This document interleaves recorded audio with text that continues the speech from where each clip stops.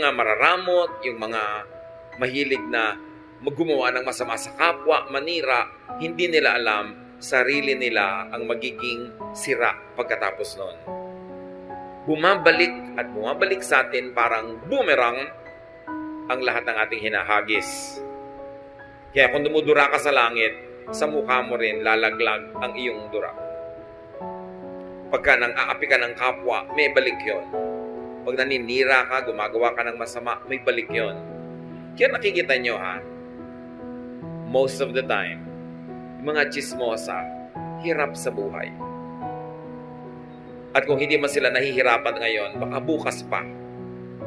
Pero kadalasan, isipin nyo lahat ng chismosa ang kilala nyo sa buhay nyo. Mga hirap sa buhay.